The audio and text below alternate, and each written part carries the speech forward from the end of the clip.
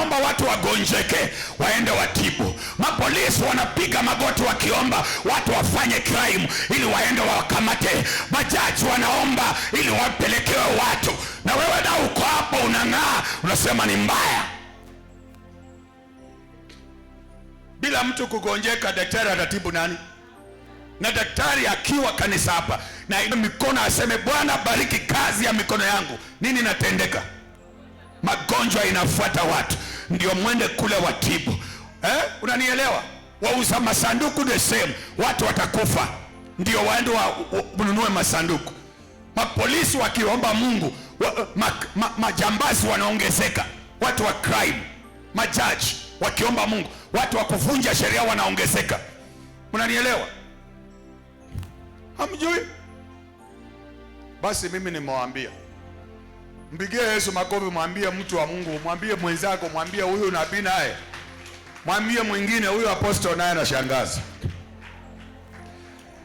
Mwambie mwingine, hujamwambia, mwambie apostol anashangaza. Haya mavumbuzi gani haya? Lakini yachunguze, si unaona ni kweli? Wewe yachunguze, si unaona ni kweli? Ni kweli. Sasa unaomba kwa laini yako tu. Okay, kama utaki kutaja details, weka tu mikono. Bwana bariki kazi ya mikono yangu.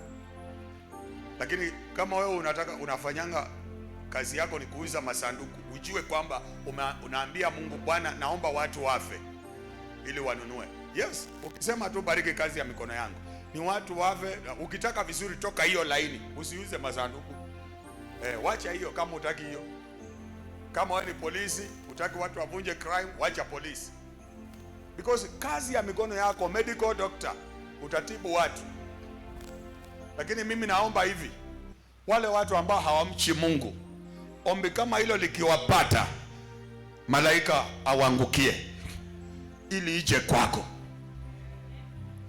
Hatuwezi kana mtu kwa baa anakunywa 100,000 usiku mpaka analala kule kwa mtaru, na hizo pesa ni wanasiasa wanatoa kwenu kwa pesa ya CDF, wanalala nazo kule na wanaume. Kila mwanasiasa lazima awe na mpango wa kando, atengeneze nyumba ya pili, nyumba ya tatu, nyumba 4 na pesa zenu.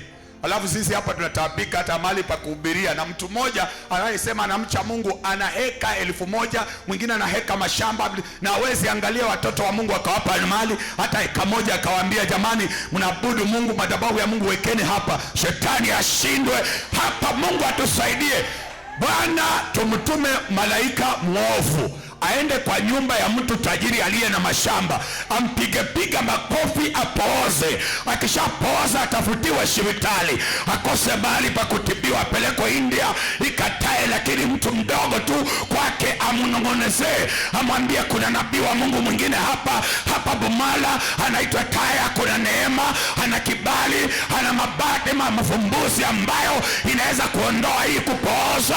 Katika jina la Yesu tumuombe Mungu atupatie hiyo neema. Naomba wanangu, tumuombe Mungu atupe hiyo kibali ya kuponya magonjwa ambayo si ya kawaida. Kuna watu ambao wako na vitu ambavyo tunatafuta katika maisha, lakini bila kutafuta hiyo neema, kuingia kula vitu ambavyo hatujafanyia kazi, hatuwezi kuvipata. Wanangu, tuamke hata usiku wa manane tukiomba, tumuombe Mungu hiyo kibali. Somebody shout ya. Hiyo mimi nakwambia ndio hekima ya Mungu. Wewe uliye na mamilioni ya pesa unaniangalia, niangalie tu, malaika atakupiga kofi kama utaki kutuletea tuhubiri Injili, na utakosa dao. Alafu kwa TV yako kutakuja Global Solution for all mankind, utafinya. Alafu utasikia tu ile video yenye inasema in case kama mtu amegonjeka, kupooza, fanya hivi na hivi na hivi. Unaanza kutafuta hizi namba ziko wapi, pigia hapa. Hivyo ndio vile ilivyo. Hiyo ndio hekima tu. Mambo ya ujinga tu kwa wanadamu, Mungu anatumia kuwa yenye nguvu kuokoa watu.